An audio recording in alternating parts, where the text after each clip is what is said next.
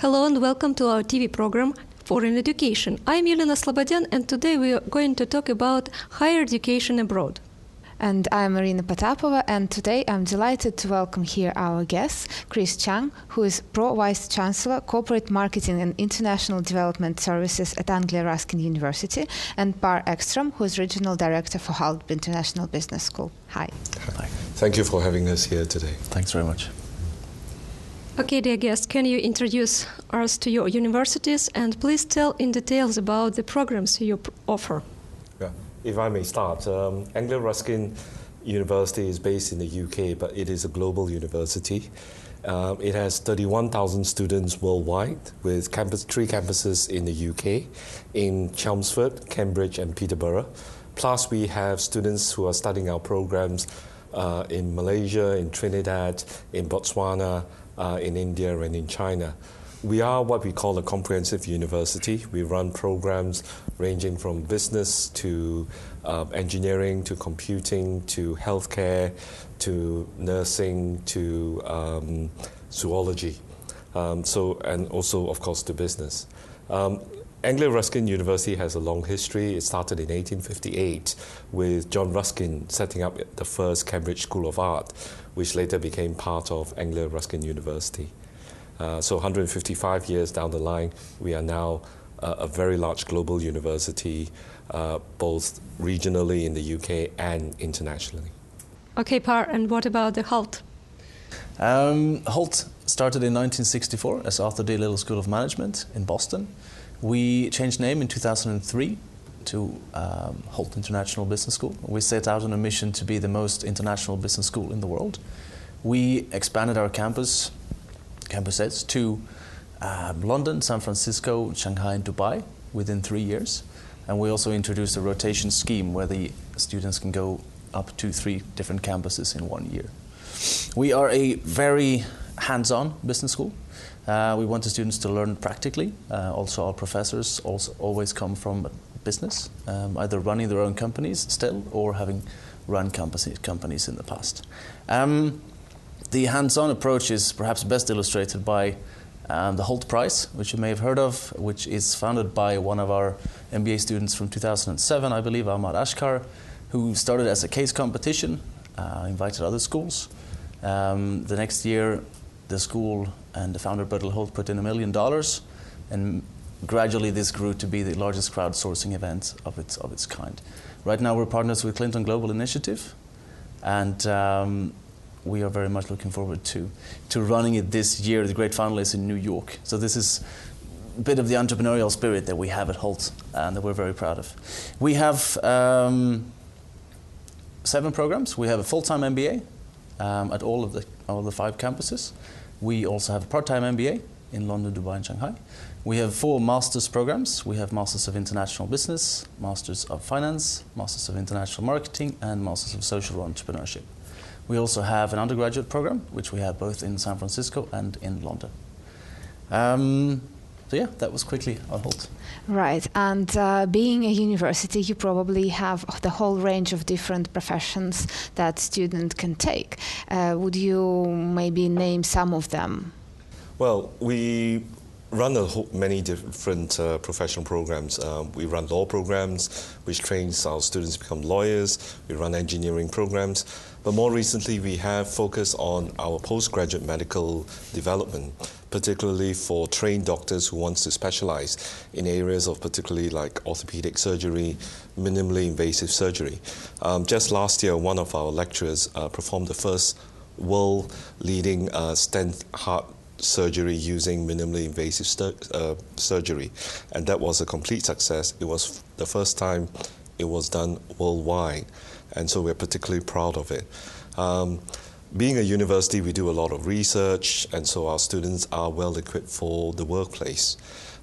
They have a range of programs, but all our courses also have an element of preparing students for the workplace, because a lot of our programs are geared for the professions like healthcare, nursing, social work, teacher training, but also in business, in accountancy.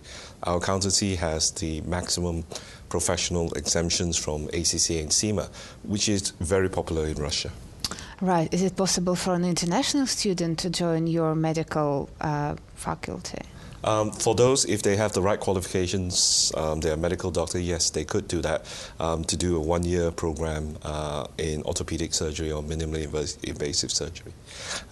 There might be some limitations as to what they can do because they would need the MBBS qualification in order to operate on patients, but apart from that, they can participate in the rest of the program.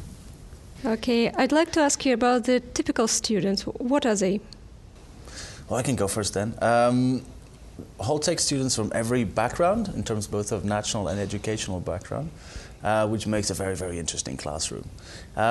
What they do have in common is the international mindset, that they want to be in an international environment, they want to go out and explore what's out there. We also have a lot of entrepreneurs and family business students coming in. Our typical student is a huge range. It ranges from your 18-year-old to your 50-year-old. The key thing is that the students have the skills to be able to benefit from their course of study. They would be very keen to be in an environment where they can learn, they can develop, and prepare them for the workforce. At the end of the day, we tend to try and offer opportunity to all students. So like, for example, if their English is not ready, we have preparatory courses. We try and equip the students. We also have support for disabled students. If they suffer a disability within universities, there are disability services which supports them. That's part of being in a public university whereby we have facilities to support all different range of students. And that's why a university like Anglia Ruskin, which is a public university, which is a large university, can benefit from the services that we provide to individual students. So in a sense, for us, there's no typical student. Anyone can be a student, and even yourselves. And no restrictions? No restrictions. Even yourselves, you're welcome to come and study with us. No restrictions, because we have 3 campuses, we have over 30,000 students, so we don't limit the students, we offer opportunities. Obviously, we try and make sure that there are not too many students from one nationality on one course, but we don't impose a quota on that basis.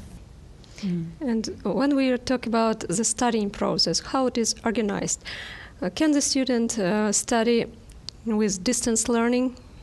Okay, for us at Anglia Ruskin, for those who choose to study on campus, because their visa requirements, they have to study full-time.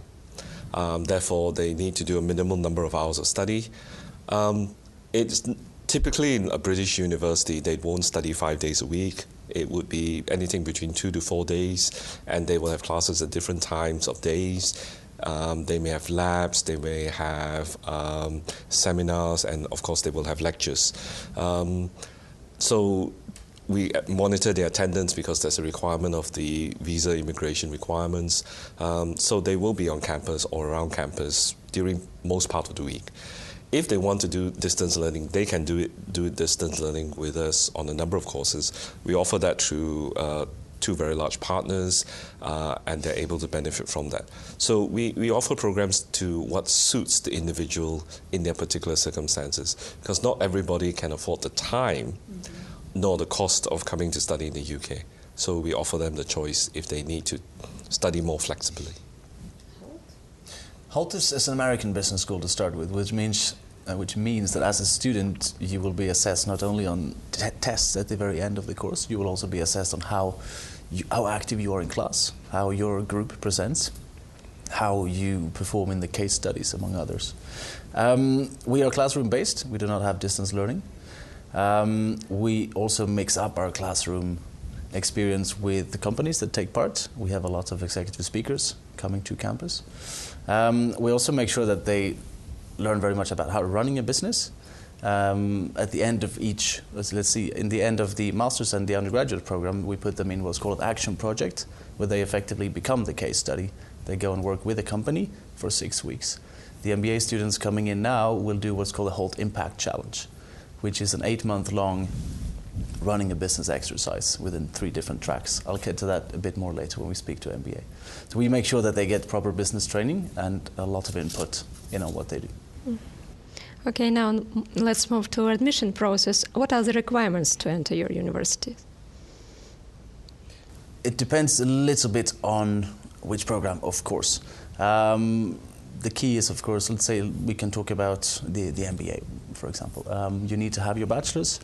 For MBA, it's also essential for us that you have 3 years of full-time work experience post-graduation. We're very strict with this, and it's also very important for us that the English skills of the students are up to date. For the rest, we are pretty standard, I'd say. Most business schools will have the same. You need to have your 2 references, you need to have your GMAT test, and you also need to have your personal statement, which clearly states why you want to come to, particularly to Hult, and which campus. Mm-hmm. What about Anglia Ruskin? Well, because we run programs at all different levels, at undergraduate, at postgraduate masters, and at postgraduate research, our admission requirements will differ depending on which course you want to study, and also depends on the specialization. So the norm is that one, you fulfill the academic requirements, which is usually for undergraduate, like you've got IB, you've done first year of university in Russia, for example. For postgraduate, you would have done your first degree here in Russia or elsewhere, and postgraduate research, your evidence of ability to do research. But like Hult, you would require 2 references, or in the case of undergraduate, 1 reference. You require a personal statement. Personal statement is important because that helps us judge your motivation, your passion in deciding to do the subject, because the last thing we want is for students to come onto programs which is wrong for them. Or they don't know what they want, because then they will struggle on the course. We want to make sure that we are doing right by the students. So it is very important for the students to be very clear as to what they want to study when they fill in the application form. But that's why we have advisors around the world, like M&B Consult, who supports us in Russia, and we also have our own staff traveling worldwide to give advice to students so that they can fill in the form and help them through the admissions process, as well as the visa process, which is quite complicated for the UK at the moment. Deadlines? Deadlines, if I go first, we generally don't have deadlines. We would normally ask the students to apply as early as possible, simply because sometimes it takes time for them to meet their requirements, like the English requirements, or they're completing their degree. The important thing is they apply first, get their place, which can be conditional upon them completing their studies or completing their English language tests. And then after that, they can then decide whether they wish to go on to study in the UK with us. Okay, we will have a small break now. Please stay with us and we will come back soon.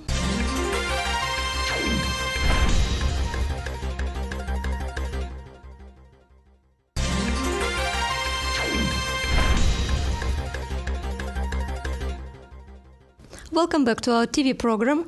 We are talking today about higher education abroad. Our guest today, Park Ekstrom, Regional Director from Hult International Business School, and Chris Chang, Anglia Ruskin University.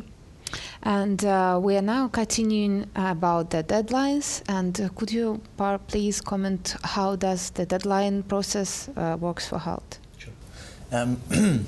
Important for Hult is that we have rolling admissions. And so we open for applications in October, and we take applications throughout the year. With the 5 campuses that we have, plus New York is a rotation campus, of course, it is advisable to apply early if you want to go to a popular campus like Boston, for example. Normally it fills up for masters already in January, February. So the earlier, the better. If you need to take the GMAT to make it to the school, we also have free GMAT simulation on our website, and of course you can also, together with your educational consultant, for example, MBA consultant, go through a GMAT tutorial. We also offer GMAT prep courses on campus. We also offer pre-MBA and pre-masters together with our educational partner, Education First. Right, that is a very interesting and important question for most of our families and prospective students.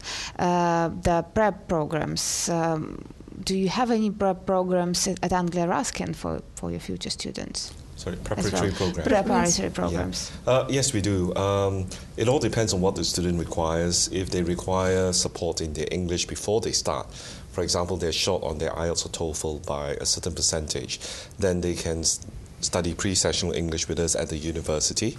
It is part of our programs, and they can then either do 20 weeks or 13 weeks or 10 weeks or 6 weeks, and then go on to the main course of study. if they want to spend some time preparing their academic skills because they're slightly short on their academic background, then they can do a pre-masters with us, with our partner college, Cambridge Regional International College, which is also based within Anglia Ruskin University. So, and then they will progress after a short pre-masters, about 2-3 months, onto our main study program. The beauty about Anglia Ruskin is that we have 2 intakes in January and in September. So if they miss one intake, they can go to the next intake quite shortly. But as I said, we have a range of programs, and we can even assess their English in Russia because we have a online test, English language testing. We have our English language testing, which we run in-country through our representatives as well. Okay, and let's talk about MBA program in particular. What its value on the market of such diploma? Does it help the students to find a job further? It does. Do you want me to go first? Yeah, why don't you go first? Absolutely. I would say traditionally the MBA has very much been an entry ticket to senior management. However, the business world is changing, and so the needs and the requirements on the executives will have to change too. We did a big survey of just short of 100 Fortune 500 CEOs, and we asked them what are MBA students good at and what are they not so good at. And turns out that they're very good in the strategy part, but they were not so good at was the soft skills and the communication to get the ball rolling and also get the team behind them. And so we addressed that. We took out 25% of our courses, made them electives, and instead introduced a soft skills program where you throughout the program go through several steps, 5 different 2-day simulations which are connected to the curriculum. So if you have studied, for example, strategy, you will then have a simulation on strategy. If you do management, you use management. We also have developed a feedback app so that you can continuously receive and give feedback also on yourself, your peers, and also your professors. At the end of the year, you will have a scorecard which measures your progress in your 3 key areas. We also, I touched on this before with the Hult Impact Challenge, get the how to run a business part, because they will have 3 tracks to choose from. They first pick their own team in the first month, so you have to pick very carefully, and they will stick with this team for the period of 8 months. They then choose either corporate, for which we give them a challenge, social responsibility, which is of course on CSR, and third is an entrepreneurial, to start up a business. They go through a variety of steps where their thinking process and their business model will be questioned by very senior representatives. And at the end of the year, the winners will present in Davos, where we fly all 700 MBA students for a big event and in front of very senior judges. Wow. Right. Okay. I think from our perspective, at the end of the day, we want to see whether the MBA is right for the individual. It is very important that we understand why the individual wants to do the MBA, because it's not for everyone. And sometimes it is better for them to do a niche program, like in brand management or in project management, because that's maybe where they want to specialize, or even in marketing. Because an MBA, the intention is to prepare them for the executive board, to prepare them to become the next CEO or managing director. And not everybody is suited for that kind of role. So it's about understanding where their passion is, where their interest is, and whether it is right for them. Like Hult, ideally it would be good that they have a few years experience so that they can benefit from the MBA program, so that actually they know why they're doing it and where their career trajectory is. Because it is important for them to know where they want to head to in order to prepare them for that. Sometimes a lot of students enter the MBA because everybody has an MBA and so they want it as well, but it may not be the right program for them.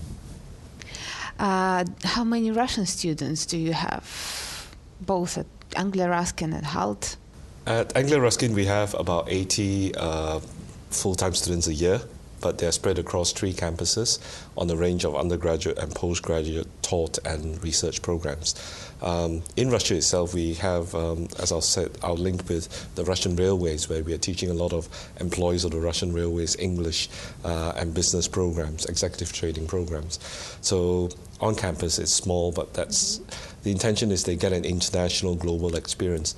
We have students from more than 90 different countries, so they can experience the world in one place. For Hult, we have had, in the last 10 years since we became Hult, 200 Russians on our variety of campuses. Currently we have 15 in the MBA program, just over 30 in the master's program and 5 in the executive MBA and a few in the undergraduate program as well. Okay, such a question. In recent years, a lot of regions was affected by economic instability. To your opinion, from the point of view of international educators, do you feel some impact on your universities? We do. I think in general the competition for good jobs is much tougher, which makes the need for a top degree even bigger. Also, looking at the business world, the corporate social responsibility has taken up a big role, which was not the case. We have a master program in social responsibility, and we have the Hult Prize, for which we have regional finals across all of the Hult campuses, of course, and we have our own Hult team participating with all of these, of course. So I think we are doing our part in the corporate social responsibility for sure, and proudly so. For Anglia Ruskin, yes, the international environment has got very competitive in terms of jobs, in terms of the economy. And for students, getting a higher degree is now more important. A good quality degree is important. But as I've said earlier, the right qualification for the right student is particularly important. They need to know what they want to do and be right for that job, and then they will go further. All our programs we focus on global sustainability, we focus on environment. We are one of the top, most environmentally friendly university in the country. So we have corporate social responsibility in that respect, and we live it and breathe it. So I think it is important in terms of the competitive environment that the students are clear the direction of travel they want, have the passion in what they want to achieve. And if they have that, then they will go far in whatever qualification they get. Right. My next question would be about Russian students once again. What programs in particular would you advise for them to participate, to take? Okay. For us, we have a huge range of programs. The Russian students tend to like to focus on finance programs, money and banking, the MBA, business, accounting. And some will go into things like project management, engineering programs. There is no limitation as to what Russian students can do. It is open to them, provided they have the right qualification. But for me, having been in this work for the last 20 years, my main aim is to make sure that the students go for the right qualification for them. It's not what's right for us, it's what's right for the student. And that's why the personal statement and also personal interviews with the students at our representatives' offices would be of immense help, so that we help to understand where they should be going, what course they should be on. And if finance is the right course, then we will support them. But if not, then we will support them in the right direction. How about business? What business professions, what business programs in particular would be good for Russian students, do you think? I think Chris, first of all, has a very good point with that you need to be the right person for the program. Russians are very strong in finance, normally show very, very good GMAT scores as well, and have, for their, let's say, their age, they have a very, very impressive work experience normally. We would normally see the Russians in the finance program, as well as the MBA program, but also in the international business program, which is our largest program as such. Do they need to have any work experience for your MBA programs? MBA, yes, a minimum of 3 years, but for the master programs, the Master of International Business, there is no work experience needed at all. Okay. So I can apply directly after my university then? Yes. Okay, at the end of the program, can you say about suggestions to the Russian students? What should be, what they should be ready to face with, and what they should do firstly? I would say first, find out where you want to go. Second, think about what skills do you currently lack to go there. And then 3, sit down with your educational counselor, for example, MNB Consult, and together choose a university that matches and fills that gap for you. If you want an international hands-on experience, Hult will be an excellent choice for you. And you, Chris? That's the same advice. Be very clear what they want to study. Look at their qualifications, especially the English level proficiency, because the ability to succeed on the course requires, because all our courses are taught in English, a certain level of proficiency. And if they master that, then they will find their time in the UK very beneficial. We will, of course, support them in whatever way we can. But actually, it's down to the individual student. My advice is prepare early, start thinking about it early. It is a difficult choice to relocate from your home country to another country. It's an exciting time, but yet a very scary time for students as well. I was an international student, so I can sympathize with the students and how difficult it was. And it does take time to make that decision and talk it through with your parents and family and to make sure the choice is right for you. Would you say it's an enjoyable environment? Definitely. It's the best time of my career. Compared to working life, student life in the UK was a real great fun. Okay, thank you very much for participation in today's program. We were talking about higher education abroad. I'm Yelena Slobodyan.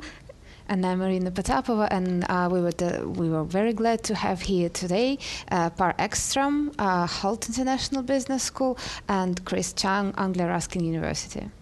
Goodbye. Thank you. Thank Bye. you.